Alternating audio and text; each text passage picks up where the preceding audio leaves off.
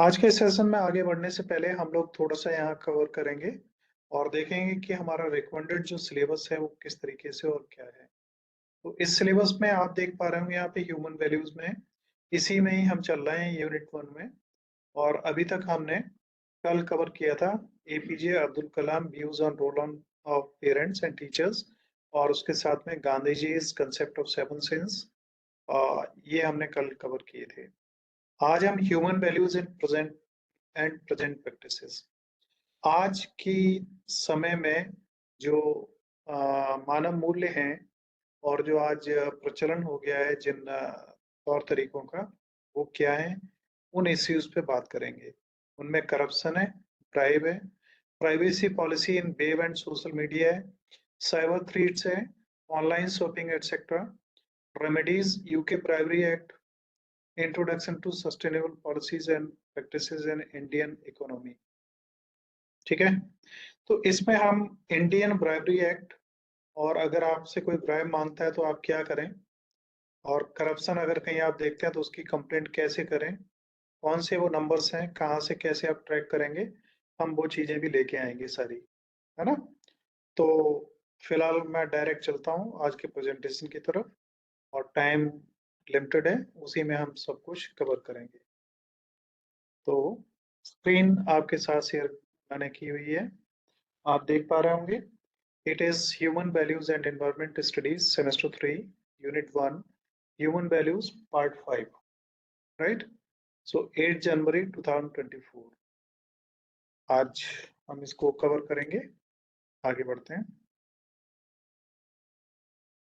ये next slide, sorry, 9 जनवरी है।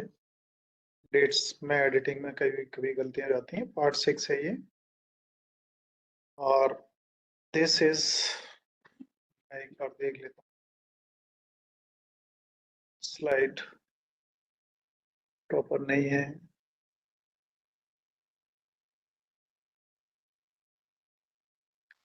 तो ह्यूमन वैल्यूज एंड प्रैक्टिसेस, यहाँ से हम आगे बढ़ेंगे। तो फर्स्ट स्लाइड है हमारी, इसमें आप देखेंगे कि ह्यूमन वैल्यूज में, जो ह्यूमन वैल्यूज एंड प्रैक्टिसेस में इश्यूज क्या है, देखिए क्या सही है क्या गलत है। बस इसी बीच का एक संतुलन आज की प्रैक्टिसेस का स्टडी का पार्ट होगा, क्या सही है और क्या गलत है। Certain human activities such as honesty, integrity, forgiveness, gratitude, non-violence and considered universal human values। देखिए, ह्यूमन वैल्यूज में आप बहुत कुछ पढ़ चुके हैं, सिलेबस में जो दिया है उसमें मेरे ख्याल में काफी कुछ पढ़ चुके हैं, और आप जान चुके हैं कि बहुत सारी वैल्यूज हमें हमारे अंदर चाहिए एक मानवतावादी दृष्टिकोण से। और इसमें जो हमारी वैल्यूज हैं, बहुत सारी वैल्यूज हैं जिनके बारे में हम लोग डिस्कस किया, और हमें ये भी पता है कि वैल्यूज दो तरीके की हैं मैन। एक तो यूनिवर्सल है, और एक may be subject to your own community, your society and your family structure also। तो ईमानदारी और इंटीग्रिटी, क्षमा और आभार और अहिंसा, ये चार पांच पांच क्वालिटी जो हैं, ये ह्यूमन वैल्यूज में यूनिवर्सल वैल्यूज कहलाती हैं। गुड इवनिंग दीक्षा। ए पर्सन्स कैरेक्टरिस्टिक इन्फ्लुएंसेस वेदर ही बिकम्स गुड और बैड। किसी व्यक्ति के जो करेक्टरिस्टिक्स हैं वो प्रभावित करते हैं कि वो अच्छा होगा या बुरा होगा, और इन्हीं चीजों के आधार पर हमारी जो सोसाइटी में चेंजेस टाइम टू टाइम आते हैं। और भी गुड इवनिंग। तो समय समय पे जो चेंजेस हमारी सोसाइटी में आते हैं वही हमारे प्रेजेंट प्रैक्टिसेस का पार्ट होते हैं, और फिर उसी के हिसाब से हमारी पॉलिसीज बनती हैं, उसी के हिसाब से पूरे सिस्टम को मैनेज किया जा रहा है। आज की डेट में हम लोग आईटी युग में चल रहे हैं, तो ऐसे में अभी तक साइबर लॉज वगैरह नहीं थे और साइबर क्राइम्स वगैरह नहीं होते थे।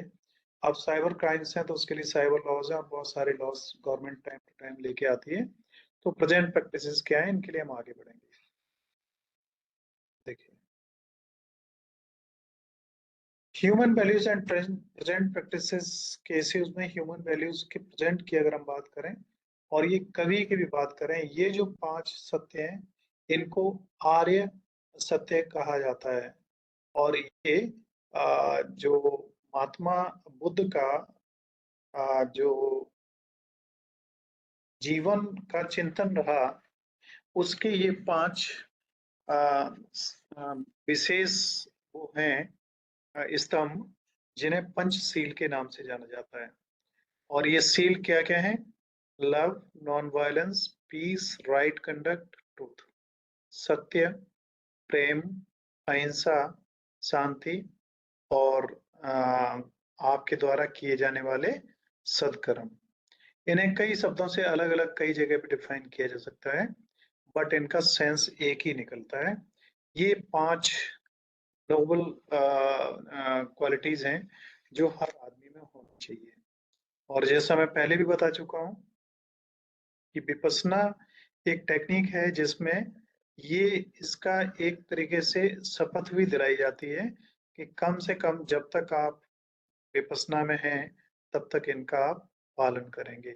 और उनमें विपश्यना में एक इम्पोर्टेंट पार्ट इसके अलावा और होता है, वो होता है मौन, जिसमें आप बोलते नहीं है, बिल्कुल बातचीत नहीं करते हैं। 10 दिन का प्रोग्राम रहता है आमतौर पे, और इसमें कोई भी एक दूसरे से बात करना किसी को अलाउड नहीं होता है। और इसके अलावा कोशिश ये भी की जाती है, इंस्ट्रक्शंस ये भी होते हैं कि आप एक दूसरे से आंख भी नहीं मिलाएंगे। आपका पूरी दुनिया से सिस्टम कट ऑफ होता है। और उसमें क्या होता है कि आप एक रूम में रहते हैं अकेले, और आप केवल खाने के लिए अपने रूम से निकलते हैं, और आप निकलते हैं मेडिटेशन के लिए। तो दुनिया का सारा सिस्टम छोड़ के आपके साथ में कुछ भी अलाउ नहीं होता। आप अगर रिंग्स पहने हैं, घड़ी पहने हैं, तो घड़ी तो अलाउ कर देते हैं कई बार टाइम के लिए, बट मोबाइल, न्यूज़पेपर्स या कोई भी बुक्स वगैरह कोई अलाउ नहीं होती है।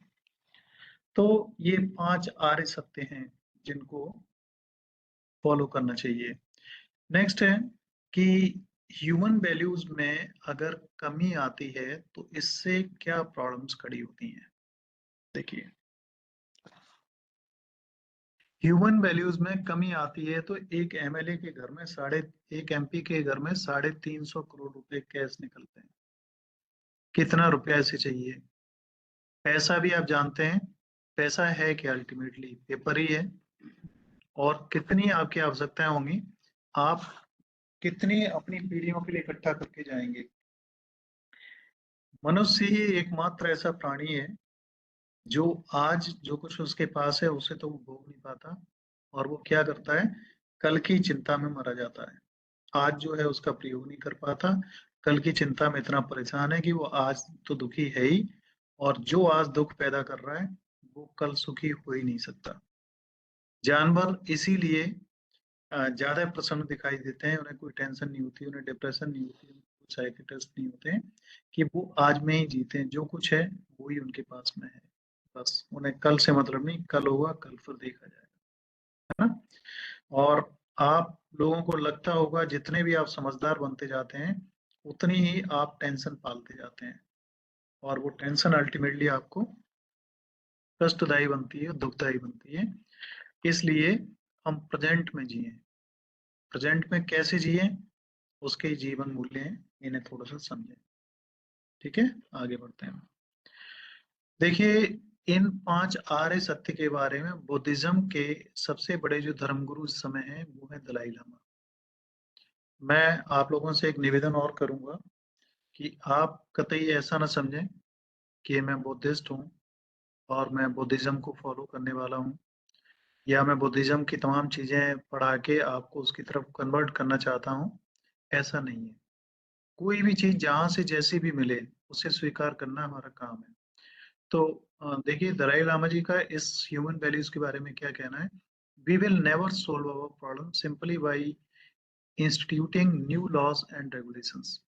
हम हमारी समस्याओं को नए रूल्स, नए रेगुलेशंस लाने के बाद में, और ऐसी इंस्टीट्यूशंस बनाने के बाद में जो नए नियम बनाए, नए रेगुलेशंस बनाए, और उनसे हमारी कोई भी प्रॉब्लम सोल्व हो जाएंगी, ऐसा सही नहीं है, ऐसा नहीं हो सकता। Ultimately the source of problems lies at the level of the individual. और वास्तव में हमारी जो समस्याएं हैं उनकी जड़ जो है वो व्यक्ति विशेष के अंदर होती है। हर व्यक्ति के अंदर समस्याएं होती हैं और उनके कारण भी होते हैं और उनका सॉल्यूशन भी होता है, उन्हें दूर करने का उसके अंदर ही प्रोविजन होता है। If people lack moral values and integrity, no system of law and regulations will be adequate. अगर लोगों में नैतिक मूल्य और नैतिकता नहीं है और इंटीग्रिटी नहीं है, तो कोई भी सिस्टम या कोई भी रूल उन्हें रेगुलेट करने के लिए पर्याप्त नहीं होगा। So long as people give priority to material values, then injustice, inequality, intolerance, and greed, all the outward manifestations of neglect of inner values will persist. तो दलाई लामा जी का कहना है कि जब तक जो लोग हैं वो भौतिक मूल्यों को बढ़ावा देंगे, जितना भौतिकवादता की ओर हम जाएंगे, और पश्चिम भौतिकवाद पे ही डिपेंड है, हम लोगों ने भौतिकवाद को कभी प्रायोरिटी नहीं दी। तो जितना ज्यादा हम भौतिकवाद की तरफ बढ़ेंगे उतना ही हमारे अंदर अन्याय और असमानता, असहिष्णुता और लालच और वो सारी चीजें डेवलप होंगी जो ह्यूमन वैल्यूज के लिए गलत हैं, और इन्हें हम केवल अपने इनर वैल्यूज के आधार पर ही मेंटेन कर सकते हैं। सरकार और गवर्नमेंट्स कुछ नहीं कर सकती, बहुत कुछ करती हैं, लेकिन जिनकी आदतें खराब हैं उन्हें शुरू कंट्रोल करना है। बहुत मुश्किल होता है। माइक्रोफोन ऑफ करके रखिएगा जिनका भी ऑन है। आप लोग थोड़ा सा ध्यान रखा करिए जिस समय क्लासेस आप ले रहे होते हैं। सर बता दो अटेंडेंस। देखिए आप लोग नहीं करेंगे, मेरे को ही करना पड़ेगा। मैंने फिलहाल सभी को म्यूट कर दिया है, तो मैं आगे बढ़ता हूँ। देखिए नेक्स्ट है human values and present practices कैसे? में। क्या बात है, आप लोग क्यों माइक्रोफोन ऑन कर लेते हैं बार बार? तो इनमें क्या है, ये आप स्लाइड पहले भी पढ़ चुके हैं, एक बार फिर मैं आपको ये स्लाइड रिपीट कर रहा हूँ जिससे आप थोड़ा सा समझिए। वैल्यूज, ये वैल्यूज हैं हमें फैमिली से मिलती हैं या हमारी सोसाइटी से मिलती हैं। एजुकेशन से हमें वैल्यूज और मिलती हैं, अभी आप पढ़ रहे हैं बहुत सारी चीजें ह्यूमन वैल्यूज के बारे में आप सीख रहे हैं, और इंटरकनेक्टेड है ना, इससे हमारी इम्प्रूव होती हैं ह्यूमन वैल्यूज। और ह्यूमन वैल्यूज जब हमारी एजुकेशन के द्वारा, फैमिली के द्वारा, सोसाइटी के द्वारा जो भी मिलती हैं, इनसे इनलाइटेंड सोसाइटी, हमारा जो समाज होता है ना वो बेहतर होता है। और एथिकल ग्रुप एंड ऑर्गेनाइजेशंस, हमारे जो संस्थाएं हैं, जैसे संस्थाओं में स्कूल कॉलेज या जो भी कुछ है आपके ग्रुप्स हैं, वो सब उनमें आचार और विचार और नियमों को हम लोग फॉलो करते हैं। और सेंसिटिव इंडिविजुअल, संवेदनशील व्यक्तित्व लोगों का विकास होता है, और इससे अल्टीमेटली सामाजिक एकता, समरसता, शांति, राष्ट्र निर्माण, जीवन के नैतिक मूल्य, और एक जो जो एग्जाम्पलरी ह्यूमैनिटी होनी चाहिए, मतलब मानवता जो होनी चाहिए, वो इस तरीके से डेवलप हो पाती है। नेक्स्ट में here are some key issues related to the alignment and sometimes misalignment of human values and present practices. ये कुछ important point हैं जो ethical dilemmas in technology, technology में जब परिवर्तन आता है तो इसके कारण भी हमारे जो ह्यूमन वैल्यूज हैं उनमें परिवर्तन आता है। टेक्नोलॉजी देखिए बहुत चेंज हुई, आप जानते हैं पहले हम बैलगाड़ी से चलते थे और आज कहाँ तक पहुंच गए हैं। उस समय पहले डीजल और पेट्रोल पे डिपेंडेंसी थी, अब इलेक्ट्रिक व्हीकल्स की तरफ हम पहुंच रहे हैं। इसके अलावा कितने सारे टेक्नोलॉजिकल डेवलपमेंट्स होते हैं, और इन टेक्नोलॉजिकल डेवलपमेंट्स में कहीं ना कहीं ह्यूमन प्रैक्टिसेस जो हैं वो डायरेक्टली उस पर प्रभावित होती हैं और उससे ह्यूमन वैल्यू रिलेट होती है। कंज्यूमरिज्म एंड एनवायरमेंटल सस्टेनेबिलिटी, अब जब हमारा मार्केट जो है, हमारी इकोनॉमिक ग्रोथ होती है, तो इकोनॉमिक ग्रोथ हमारे कंज्यूमर्स पे डिपेंड करती है, जिससे जो वो कंज्यूम करते हैं। इससे क्या होता है कि एक इकोनॉमिक एरिया में डिमांड बढ़ती है और उससे इंडस्ट्रियलिज्म पैदा होता है, और इससे हमारी बहुत सारी इन्वायरमेंटल जो समस्याएं हैं वो भी खड़ी होती हैं।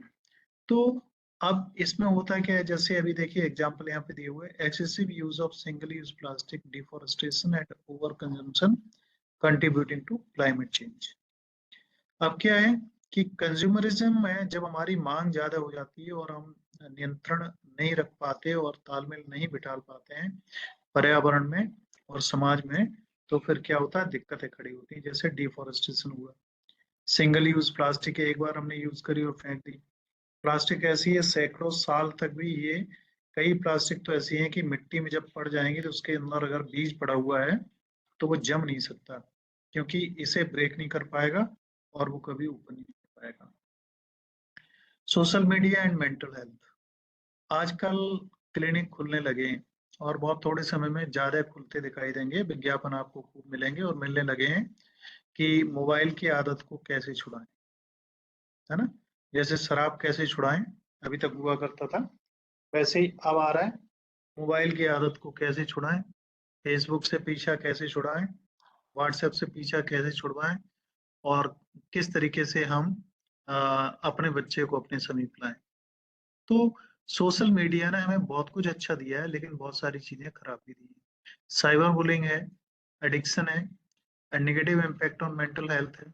तो आप जानते हैं कि इस मोबाइल ने कितनी सारी चीजें खत्म कर दी और कितना सारी नए इनोवेटिव चीजें ला दी। और जहाँ पे आप लोग सब छोटे हैं, आपको नहीं पता होगा, आपके पेरेंट्स सब अच्छी तरह परिचित होंगे कि किसी भी घर में एक टेलीफोन लगा होना और एक ब्लैक एंड व्हाइट टीवी होना, और उस घर में अगर बीसीपी है, वीडियो कैसेट प्लेयर, तो ये बहुत बड़े स्टैंडर्ड की बात होती थी, है ना। अगर आपके घर में मोटरसाइकिल है तो बहुत बड़ा स्टैंडर्ड हुआ करता था। अब आज दुनिया पूरी तरीके से चेंज हो चुकी है, मोबाइल ने उन सबको खत्म कर दिया। और ट्रैफिक का ये हाल है कि जितने लोग घर में हैं उससे ज्यादा गाड़ियां घरों में होती हैं। आगे बढ़ता हूं मैं। Work life balance, human present practices ने वर्क लाइफ को पूरी तरीके से डिसबैलेंस कर दिया है। अब हमारी लाइफ फुल ऑफ स्ट्रेस है, फुल ऑफ टेंशन है, एंड फुल ऑफ लस्ट है, and full of a lot of unhuman values से भरी हुई है। अब हमारी लाइफ में एक दौड़ है, और दौड़ एक दूसरे से आगे निकलने की है, और कोई भी दौड़ के कभी पहुंचा नहीं है। जो बैठ गया शांत होके, जिसने अपने अंदर झांका, वही पहुंचा है कहीं। बाकी के तो सिकंदर जैसे भी आगे चले गए और उन्हें किनारा नहीं मिला। एजुकेशन डिस्पैरिटीज, इस प्रेजेंट प्रैक्टिसेस में शिक्षा में बहुत अनियमितताएं खड़ी हुई हैं, और इसी के कारण बहुत सारी दिक्कतें पैदा हुई। अ, जैसे आज भी दुनिया के कई देश ऐसे हैं, शायद आप जानते हो, नहीं तो सर्च कर लेना, जहां इंटरनेट उपलब्ध नहीं है। आपके यहाँ इंटरनेट जितना सुविधाजनक और जितना सस्ता है, बहुत देशों में ऐसा नहीं है, बड़ी लिमिटेड एक्सेस है। तो आपको बहुत कुछ मिल रहा है, अब उन लोगों को इसका वो फायदा नहीं मिल पा रहा है जो उन्हें मिलना चाहिए। तो एजुकेशन डिस्पैरिटीज में बहुत सारी चीजें आई, है ना। और एजुकेशन के सिस्टम बदले। एजुकेशन जहाँ एक पुण्य और दान का काम समझा जाता था, वहां पे आज एजुकेशन इंडस्ट्री है। और आप देख रहे हैं कि एजुकेशन इंडस्ट्रीज वो फैक्ट्रियां बन गई हैं जहाँ पे दुश्मन पैदा किए जाते हैं, मित्र नहीं बनाए जाते। आपको पता है, बड़े बड़े कोचिंग सेंटर जो इंजीनियरिंग और मेडिसिन वगैरह की तैयारी करवाते हैं एंट्रेंस की, वो ये नहीं सिखाते हैं कि आपके साथ बैठा हुआ स्टूडेंट आपका दोस्त है, वो ये कहते हैं ये आपका सबसे बड़ा दुश्मन है, क्योंकि अगर आपका सिलेक्शन नहीं हुआ और इसका हो गया तो इसका मतलब क्या है, रह गए। तो तुम्हें किसने पीछे छोड़ा, किसने छोड़ा, इसलिए ये तुम्हारा दोस्त नहीं, तुम्हारा दुश्मन है, तुम्हें इससे आगे जाना है। अब जब ऐसी भावना पैदा करी जाएगी तो क्या होगा, एक वीडियो मैंने देखा था और मैंने एक बार शेयर भी किया था और लोगों से, शायद मैं मिलेगा तो शेयर करूंगा, मैंने फेसबुक पेज पे भी अपने शेयर किया था। जिसमें क्या है, पैरालंपिक गेम्स जो होते हैं जिसमें फिजिकली डिसेबल लोग होते हैं, तो उनके ओलंपिक्स की तरह पैरालंपिक गेम्स होते हैं। उसमें मेंटल रिटार्डेड जो लोग थे, वो दौड़ लगा रहे थे, है ना, बजाज जानते हैं। वो दौड़ लगा रहे थे, तो दौड़ते दौड़ते अचानक क्या हुआ कि एक बंदा जो था, जो आगे चल रहा था, उसको कुछ दिक्कत हुई, तो वो रुक गया और बैठने लगा। पीछे वाले जो आ रहे थे, उन लोगों ने क्या किया, कुछ ने हाथ पकड़े उसके, कुछ ने पैर पकड़े और उठा के वो जिले के साथ में चल दिए। अब इन लोगों में, जिन्हें हम पागल कहते हैं, उनमें आपस में इतनी कोऑर्डिनेशन, इतनी कोऑपरेशन की भावना है कि फर्स्ट सेकंड थर्ड कौन होगा उसकी उन्हें जरूरत नहीं है। अब चार पांच आदमी, दो हाथ पकड़े दो पैर पकड़े, उस आदमी को लेके जा रहे हैं। इससे बढ़िया हमारी ह्यूमैनिटी के लिए एग्जाम्पल और क्या होगा। हम जिन्हें पागल कहते हैं, उनमें भी ह्यूमैनिटी है। और जिन्हें हम बहुत विद्वान कहते हैं, वो दूसरे से आगे निकलने के लिए अगर जरूरत पड़े तो वो टांग भी मार देंगे, घूंसा भी मार देंगे और सब कुछ कर देंगे, जहर भी दे देंगे और उसके खाने पीने में कुछ ऐसी चीजें भी डाल देंगे कि वो उसका कंपटीशन में ही ना पहुंच पाए। और अभी आपने देखा होगा बीजिंग में जो गेम्स हुए थे, अमेरिका की एक लेडी प्लेयर थी जिसने फाइनल में खेलने से मना कर दिया था और उसका गोल्ड मेडल फाइनल था। तो इससे, इस दौड़ से पूरे से क्या हो रहा है, हम दौड़ तो रहे हैं लेकिन हम कुछ खो रहे हैं। और जो खो रहे हैं वही असली पाना होता है। और जो पा रहे हैं वो भौतिक है, और भौतिक कभी हमेशा के लिए नहीं होता, वो लिमिटेड टाइम के लिए होता है। Globalisation and local identity. अब हम क्या कर रहे हैं, पूरी दुनिया के चक्कर में अपनी लोकलिटी को भी खो गए। हमारे देश में कितनी भाषाएं थी, कितनी भाषाएं थी, कल्चर कितना रिच था, सब खत्म होता जा रहा है। और कई भाषाएं तो ऐसी हैं जो खत्म हो चुकी हैं। और कुछ भाषाएं ऐसी हैं, आप सर्च करिएगा इंटरनेट पे, जिनके जानकार ज्यादा से ज्यादा 10-10, 15-15, 20-20 लोग बचे हैं, और वो भी खत्म हो गए, तो उन भाषाओं का जानकार कोई नहीं बचेगा, है ना। तो ये ग्लोबलाइजेशन ने हमें दिया है। ग्लोबलाइजेशन ने बहुत कुछ पॉजिटिव दिया है लेकिन बहुत कुछ खत्म कर दिया है। हमारी लोकल कल्चर, हमारे लोकल रहन सहन, हमारा लोकल खान पीन, उस सब को इसने बहुत प्रभावित किया है। और हम कहते ही हैं कि हम मॉडर्न हैं, और मॉडर्निटी हमें क्या देती है, केवल कंपटीशन और असंतोष। आज अगर आपके पास में एक मोबाइल है, जो मोबाइल का मुख्य उद्देश्य है बात करना और मैसेज पढ़ लेना, लेकिन नहीं, स्टैंडर्ड है कि आपके पास मोबाइल होना चाहिए एप्पल का। और अगर बच्चों में मैंने देखा है इस तरीके का आपस में एक स्टैंडर्ड है कि वो बच्चे हैं 7वीं 8वीं क्लास के, और उन्हें अगर उनके स्कूल में दूसरे बच्चे जो बहुत बड़े घरों वाले हैं, वो एप्पल का मोबाइल लेके आ रहे हैं, तो वो बच्चा भी घर पे लड़ाई कर रहा है, उसे एप्पल का ही चाहिए। और अनफॉर्चुनेटली पेरेंट्स दिलवाते भी हैं, चाहे किस्तों पे दिलवाएं चाहे उधार लेके दिलवाएं। गलत आदतों को बच्चों की पेरेंट्स को भी मानना नहीं चाहिए। और हम पेरेंट्स केवल उनकी सभी इच्छाओं को पूरा करें, ये हम इच्छाओं को पूरा नहीं कर रहे हैं, बल्कि उनकी गलत भावनाओं को हम प्रेरणा दे रहे हैं, ये गलत है। नेक्स्ट अब हम आते हैं, देखिए, ह्यूमन वैल्यूज की प्रेजेंट प्रैक्टिसेस में जो इश्यूज हैं, जो मुख्य मुद्दे हैं, वो क्या आ रहे हैं, करप्शन एंड ब्राइब। आप सभी लोग इस दौर से गुजरे होंगे, मैं समझता हूँ। शायद अब बहुत सारी चीजें खत्म हो गई हैं, नहीं तो इससे पहले क्या होता था कि जब भी कोई वैकेंसी निकलती थी या कुछ भी होता था, तो सभी को प्रमाण पत्र लेने की जरूरत होती थी। और उस प्रमाण पत्र के लिए जब आप अप्लाई करते थे, हाई स्कूल की मार्कशीट, इंटरमीडिएट की मार्कशीट, सर्टिफिकेट्स, वो किसी गेजेटेड ऑफिसर के पास जाते थे और उससे साइन और स्टंप लगती थी, तब आप अप्लाई कर पाते थे।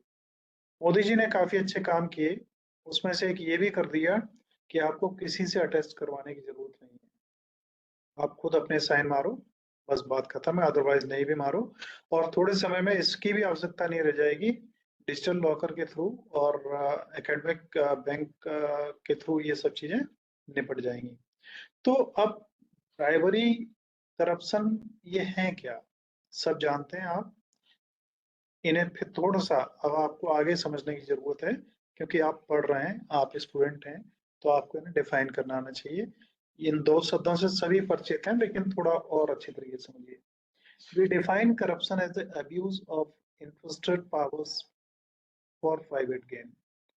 हमें जो शक्तियां हमें देता है कौन? संविधान। जब हम किसी पोस्ट पे होते हैं, चयनित हो भी जाते हैं, हम एसपी बनते हैं, डीएम बनते हैं या डीजे बनते हैं, कुछ भी बनते हैं, तो जो शक्तियां आपको दी गई हैं उनका जब आप दुरुपयोग करते हैं और अपने लाभ के लिए उन शक्तियों को प्रयोग करते हैं, तो ये करप्शन कहलाता है।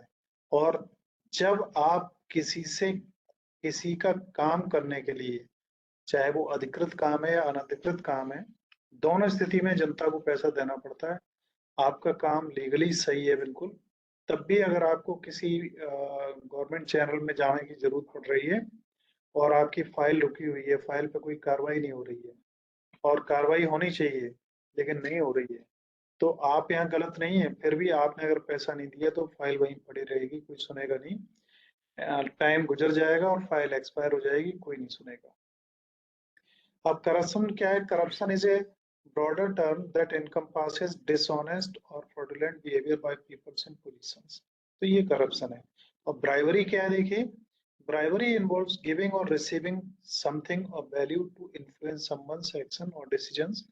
Corruption involves using power authority to person gain.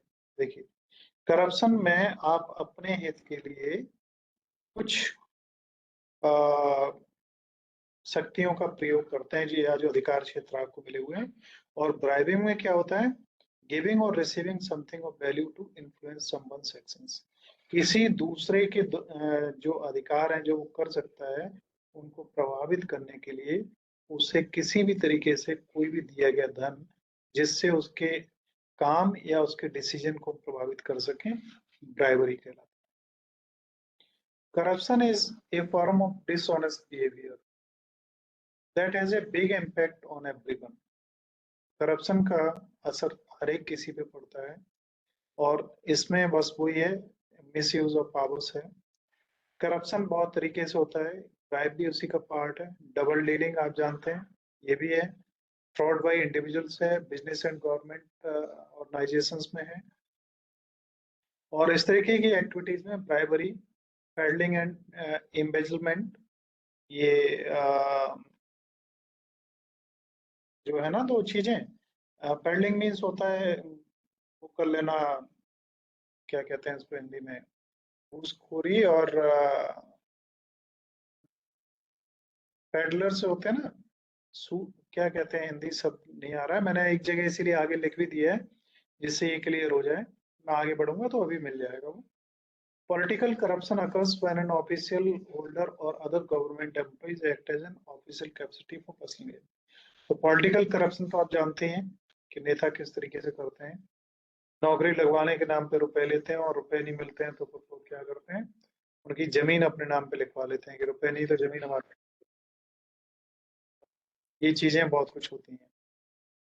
A bribe is an illicit payment, gift, favor or consideration offered, given, received or solicited to influence the action or decisions of an individual in a position of power। तो ये वही चीजें हैं जो अभी आपको बताई हैं।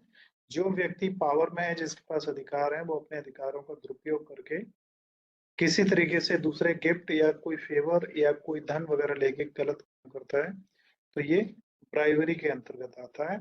और ये एक गलत तरीके से कमाया गया रुपया या गलत तरीके से करवाया गया अपना कोई प्रभाव डाल के काम, ये सब उसी के अंतर्गत आते हैं। और ब्राइवरी एक देश की समस्या नहीं है, और ये करप्शन भी एक देश की समस्या नहीं है, हर देश की समस्या है। और इसीलिए हिंदुस्तान में भी रूल्स हैं, वर्ल्ड के सारे कंट्रीज में अपने रूल्स हैं, लेकिन यूनाइटेड नेशंस ने भी एक ऑर्गेनाइजेशन बनाई जिसका नाम है OECD, organisation for economic cooperation and development. इसमें क्या होता है कि यूएनओ भी इसके थ्रू नजर रखता है, और करप्शन और ब्राइवरी से रिलेटेड जो ग्लोबल स्कैंडल्स होते हैं उन पर नजर रखी जाती है। आपको ये मालूम है कि हम लोग जिसे गलत मानते हैं उसे कई जो वो हैं वो मान्यता भी देते हैं। पता है कौन सा देश है जहाँ की बैंकों में अगर आप रुपया जमा करो तो वो बैंकें आपसे पैसा लेती हैं, आपको ब्याज नहीं देती हैं? पता है किसी को? अगर किसी को पता हो तो बताइए प्लीज। हमारे देश में अगर हम रुपया बैंक में जमा करते हैं तो हमें बैंक उस पर इंटरेस्ट देती है। और कुछ देश ऐसे हैं जहाँ पे रुपया आप जमा करते हैं तो वो आपसे पैसा और लेते हैं रुपए रखने के लिए। किसी को पता है तो बताइए।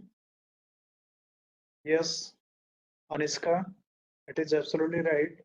स्विट्जरलैंड है, जो क्या करता है कि वहाँ के जो स्विस बैंक इसीलिए कुख्यात है ना? स्विस घोटाला, स्विस बैंक्स आप जानते हैं, इसीलिए कुख्यात हैं। उन बैंकों में अगर आप रुपया जमा करते हैं तो आपसे पैसा लेते हैं वो लोग। और वहाँ की कुछ स्थितियां ऐसी हैं कि आपने रुपया जमा करवाया तो आपको जो पासवर्ड और जो चीज वहाँ की मिलेगी वो आप ही यूज कर सकते हैं। और अगर आपने लंबे समय तक उसको यूज नहीं किया, जैसे बड़े बड़े नेता हुए, बड़े बड़े इंडस्ट्रियलिस्ट हुए, बहुत बड़े बड़े फ्रॉड करने वाले हुए, उनकी जानकारी भी ये बैंक्स नहीं देती हैं किसी भी देश को, कि किसका रुपया उनकी बैंक में जमा है, कितना रुपया जमा है, उसकी जानकारी नहीं देते हैं। और वो बाई चांस प्लेन क्रैश में या एक्सीडेंट में या किसी में भी मारा गया तो वो सारा पैसा स्विट्जरलैंड की गवर्नमेंट का हो जाता है। और स्विट्जरलैंड में बहुत ज्यादा कोई खेती वेती और बहुत चीजें तो होती नहीं है, ये उनका बहुत बड़ा धंधा है। इसीलिए स्विट्जरलैंड और स्विस बैंकों में हिंदुस्तानियों के कहा जाता है, आप जानते हैं कि अरबों खरबों करोड़ डॉलर्स और रुपया वहाँ है, जो अगर हिंदुस्तान वापस आ जाए तो बहुत कुछ हो सकता है। मोदी सरकार ने भी बहुत वादे किए लेकिन उसमें कुछ नहीं हो पाया, आप सभी लोग जानते हैं। तो मैं आगे बढ़ता हूँ, यहाँ पे मैं एक बात आपको बहुत अच्छी बताना चाहूंगा। चाहे स्विट्जरलैंड कंट्री खराब है इस पॉइंट ऑफ व्यू से, लेकिन वहाँ के सिटीजन कितने अच्छे हैं, उनकी अच्छाई को आप समझिए। एक बार क्या हुआ कि ये मुद्दा बना कि स्विट्जरलैंड की बैंकों में जो पैसा होता है उस पैसे जो अनक्लेम्ड मनी हो जाती है, तो उन्होंने एक लोगों की ओपिनियन ली कि उस अनक्लेम्ड मनी को क्या वहां के नागरिकों में बांट दिया जाए। तो नागरिकों ने इस चीज का विरोध किया कि नहीं, ये गलत है, बिल्कुल नहीं बंटना चाहिए। इसे क्या होना चाहिए कि हमारे देश की समृद्धि में लगाया जाना चाहिए, देश को और सुंदर बनाए जाने में लगाया जाना चाहिए। स्विट्जरलैंड,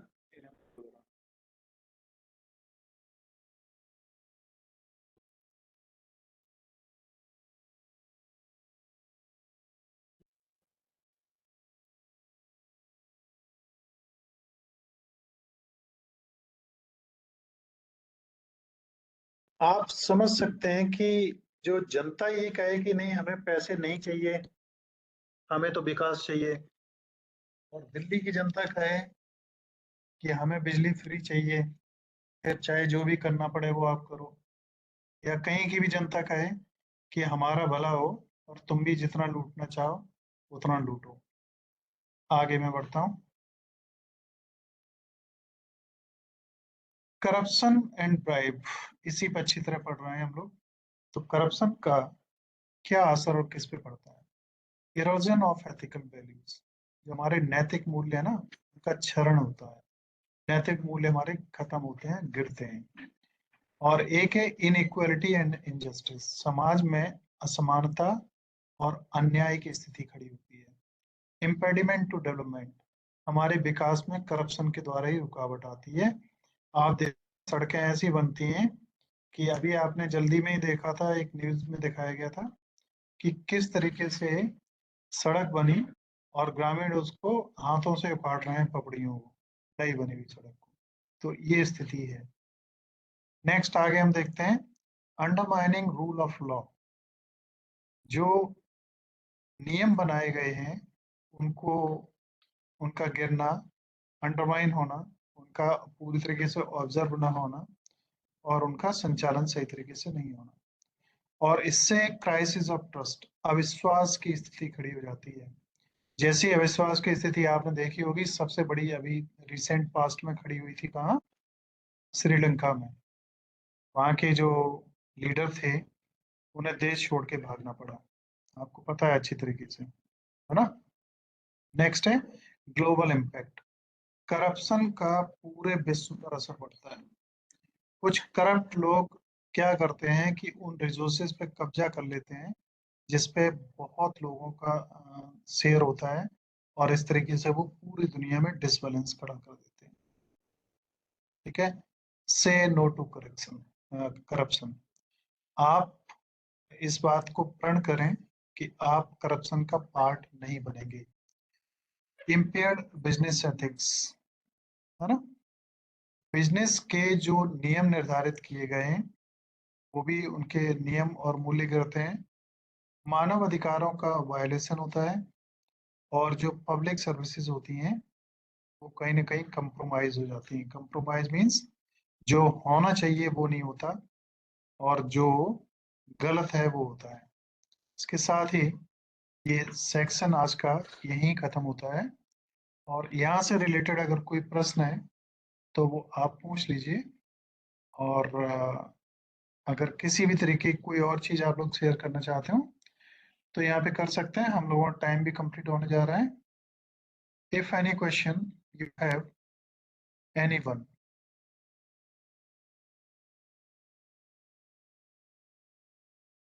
पॉलिटिक्स और करप्शन पे क्या मैं एक छोटी सी स्टोरी सुनाऊं आप लोगों को? सुनना चाहेंगे? अनन्या, रूबी, मंतासा, निशा, यस आप सर। लोग स्टोरीज के लिए बड़े इंटरेस्टेड रहते हैं ना? यस। मैंने शुरू में ही कहा था अंजलि कि मैं स्टार्टिंग में कुछ कहानियां सुनाता हूँ इसलिए कि आप लोग इंटरेस्ट लेने लगें। और जैसे ही मेरे को लगता है कि आप लोग इंटरेस्ट लेने लगते हैं वैसे ही मेरी कहानियां कम होने लगती हैं। थैंक यू वर्का, Anshu, Bharti, Monu, and all the students who are sending their beautiful messages and emojis also। एक बहुत सुंदर कहानी मैं सुनाता हूँ, आपको अच्छा लगेगा सुन के। करप्शन पे क्या हुआ कि दिल्ली जैसे शहर में एक फुटपाथ पे कहीं किनारे एक गधा पड़ा हुआ था। गधा जानते हैं ना सब लोग, डंकी। और क्या हुआ था, उसके मालिक ने उसको छोड़ दिया था। गधे या घोड़े के मालिक कब छोड़ देते हैं गधे या घोड़ों को? जैसे आजकल गाय के मालिकों ने गायें छोड़ दी हैं तो वो किसान परेशान है, खेत के खेत खा जाती हैं। अब गायों को रख पाना मुश्किल हो गया। कभी बैल बहुत कीमती हुआ करते थे, अब बैलों को रख के क्या करेंगे? खेत तो होते नहीं है कोई, है ना? तो वो ऐसा बूढ़ा गधा हो चुका था जो अब किसी काम लायक नहीं रह गया था। मालिक ने उसे छोड़ दिया था, उसके शरीर पे बहुत सारे जख्म थे, और वो फुटपाथ के किनारे पड़ा हुआ था, और बहुत ही दयनीय स्थिति में था। उसके जो जख्म थे उनमें बहुत सारी मक्खियां भिनक रही थी, बहुत परेशान कर रही थी। और मक्खियां मालूम है खून पीती हैं बैठ के, तो खून पीती तो बार बार वो पैर पटकता था।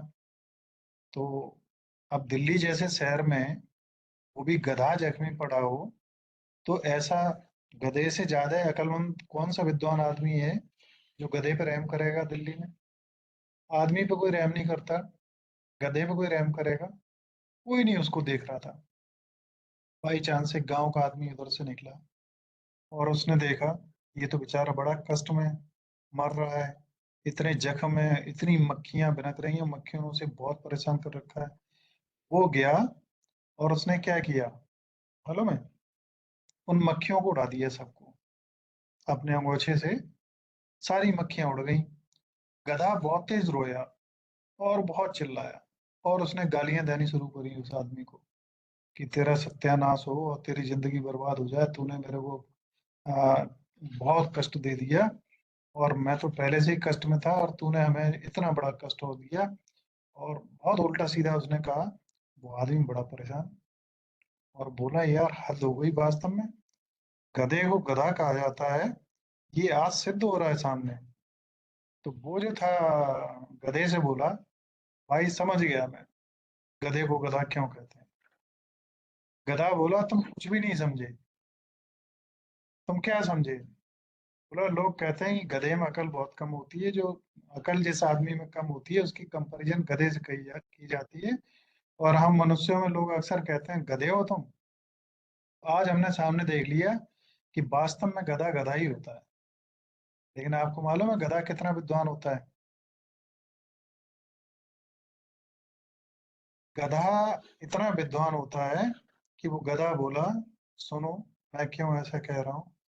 मैं इसलिए कह रहा हूँ कि जो मक्खियां मेरे शरीर पे पहले से बैठी हुई थी ना, ये बहुत देर से बैठी थी, और ये खून पी पी के इनका सबका पेट भर चुका था। और ये कम से कम नई मक्खियों को बैठने की जगह नहीं बनने दे रही थी। अब आपने वो मक्खियां सब उड़ा दी। अब नई मक्खियां आएंगी तो फिर वो पेट भर के खून पिएंगी। और वो खून पिएंगी तो आप समझते हो कि हमारा क्या हाल होगा। 2-4 दिन और जिंदा रह लेते तो और जल्दी मरेंगे, है ना?